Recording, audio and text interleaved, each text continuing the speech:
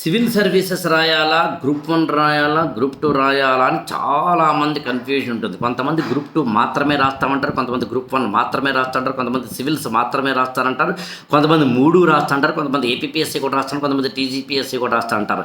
ఎన్ని రాసిన at the end point ఏంటంటే మనకి గవర్నమెంట్ జాబ్ రావాలి, కన్ఫ్యూజన్ లేకుండా చదవాలి. ఇలా చదవాలి, కన్ఫ్యూజన్ లేకుండా క్లారిటీతో చదవాలి, కాన్ఫిడెన్స్తో చదవాలి, ఖచ్చితంగా ర్యాంక్ కొట్టాలి అనుకుంటే మనకి క్లారిటీ ఉండాలి, మనకి సిలబస్ల మీద క్లారిటీ ఉండాలి. దానికి నేను చాలా సింపుల్గా 4 స్టెప్స్ చెప్తాను. స్టెప్ నెంబర్ 1, సివిల్ సర్వీసెస్కి సంబంధించి గ్రూప్ 1కి సంబంధించి గ్రూప్ 2కి సంబంధించి ఏ సబ్జెక్టులు ఉన్నాయి, ఏ పేపర్లు ఉన్నాయని చెప్పి ఇట్లా మీరు ఒక ట్యాబ్యులర్ ఫామ్లో రాసుకునే ప్రయత్నం చేయండి.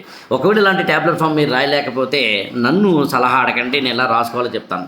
ఇక రెండవ స్టెప్, మొత్తం సిలబస్ పేపర్ అన్నింటినీ ఇలా ప్రింట్అవుట్ తీసుకొని ఈచ్ అండ్ ఎవ్రీ వర్డ్, ఒక్క పదాన్ని కూడా విడిచిపెట్టకుండా ఆ పదాలన్నింటినీ చదివే ప్రయత్నం చేయండి ఒక్కసారైనా. నేను మాట్లాడేది. ఇక 3వ step very very important. Coaching తీసుకోవాలా మానాలా, మెంటరింగ్ తీసుకోవాలా మానాలా, సెల్ఫ్ స్టడీ చేయాలా మానాలా అనే క్లారిటీ తెచ్చుకోండి. ఇంకా 4వది, సెల్ఫ్ స్టడీ చేసినా, కోచింగ్ తీసుకున్నా, మెంటరింగ్ అయినా నీకు ర్యాంక్ వస్తుందని, నీకు క్లారిటీ ఉంటే, కాన్ఫిడెన్స్ ఉంటే, కన్సిస్టెన్సీ ఉంటే ర్యాంక్ వస్తుందని డిసైడ్. అలా ర్యాంక్ తెచ్చుకోవడానికి 3 స్టెప్పులు ఉన్నాయి, అవి చెప్పి ముగిస్తాను. అందులో మొదటి స్టెప్ ఏంటంటే మంచి బుక్స్ని సెలెక్ట్ చేసుకోవడం.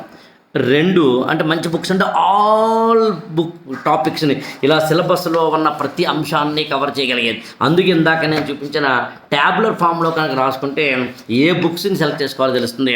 ఇక 2వది ఒక మంచి గురువును, మెంటార్ను ఎంచుకోవడం.